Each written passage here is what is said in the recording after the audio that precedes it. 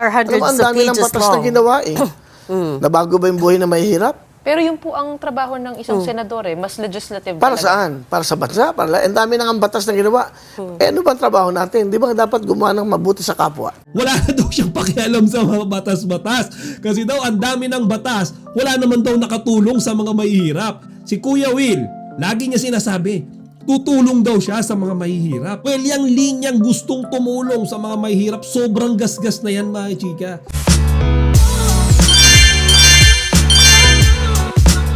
Magandang araw mga chika, Rigel po ulit, ang inyong chika patro. Bago tayo magsimula mga chika, inaanyahan ko muna kayong mag-subscribe dito sa ating munting channel para palagi kayong updated sa mga latest at nagte-trending na mga showbiz balita. Isa na namang artista, or I think it's more appropriate to say na isang veteranong noontime program host ang nais sumabak sa mundo ng politika. At yan mga chika ay hindi basta-bastang posisyon dahil nais yan tumakbo bilang isang senador. At ang showbiz entity nga na ito is no other than Willie Revillame. So mga chika, padami na talaga ng padami itong mga artista or mga vloggers na gustong sumabak sa mundo ng politika. At si Kuya Will mga chika, hindi niya na rin napigilan yung sarili niya na makisali. Pero mga chika, first of all, klaruhin lang natin na wala tayong any grudges kay Kuya Will. Gusto lang natin talakayin ito, itong gagawin niyang pagtakbo bilang isang senador dahil iyan ay hindi basta-bastang posisyon.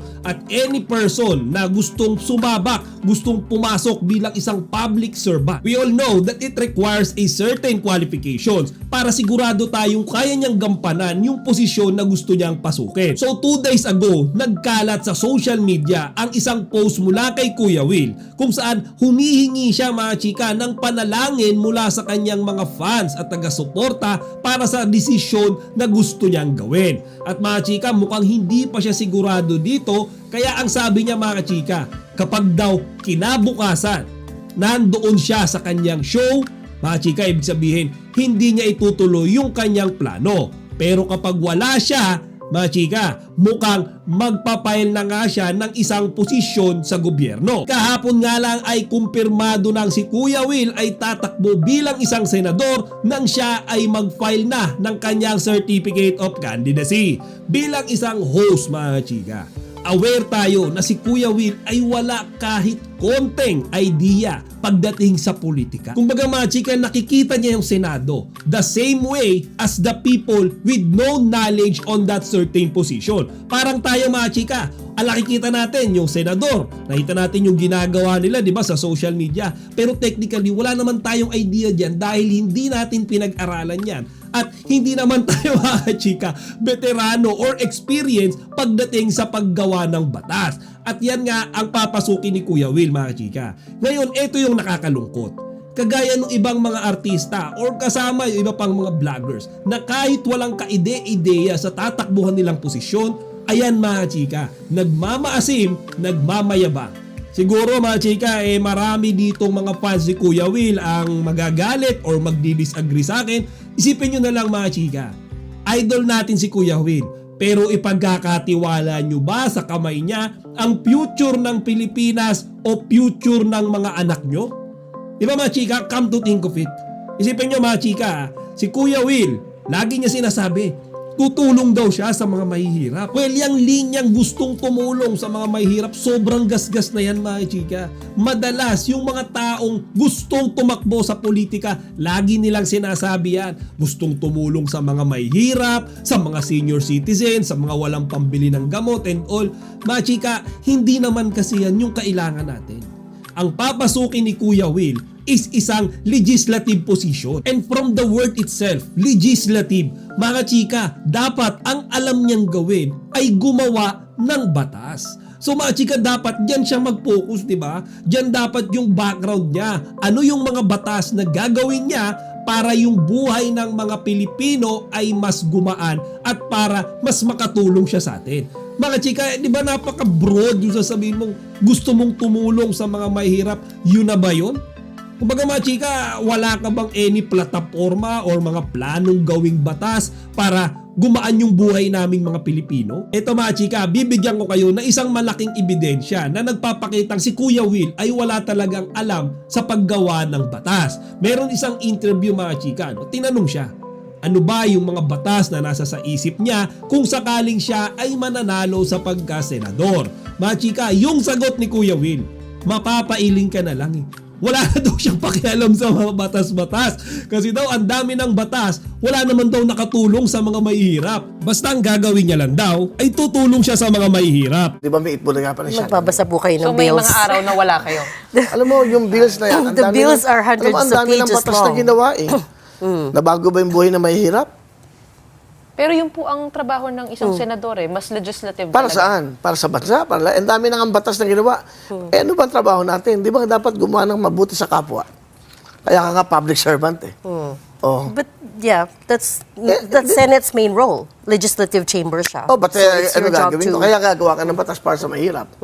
Kasi ang dami ng batas. Ilang batas naman nagawa na from the start ng mga senador. May nagagawa ba?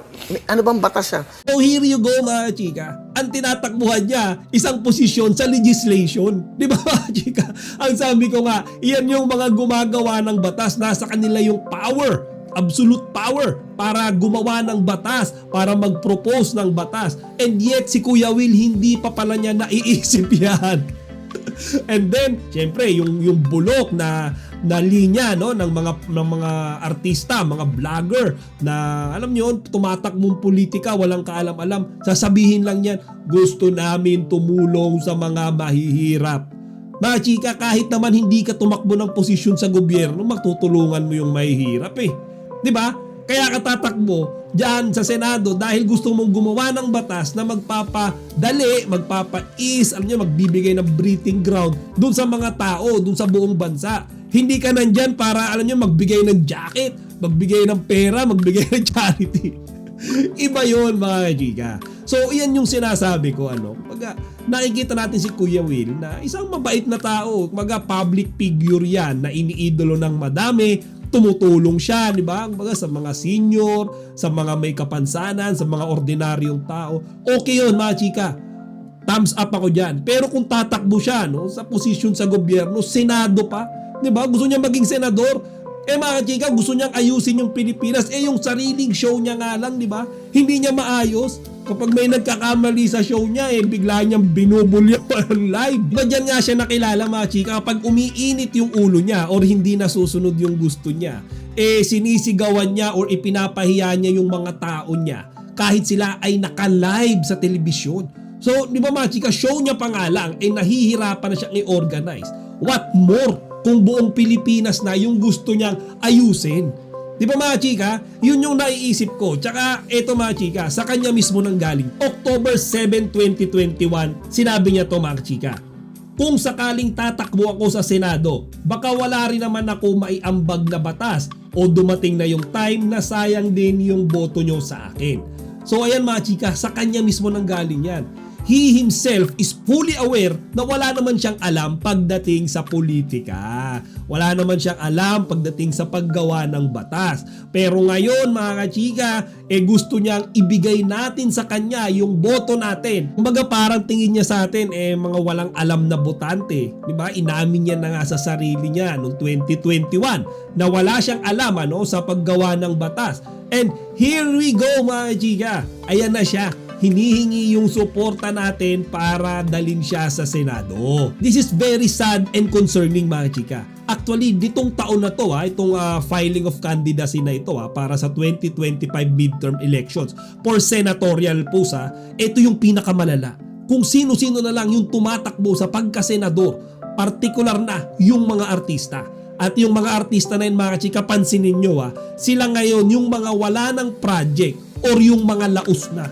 Kumbaga siguro dahil wala ng pera sa industriya ng showbiz, ayan sila mga chika, susubukan naman nilang kumubra mula sa pera ng taong bayan. And as what I'm always telling everyone here mga chika, wala tayong control kung sino ba yung gustong tumakbo.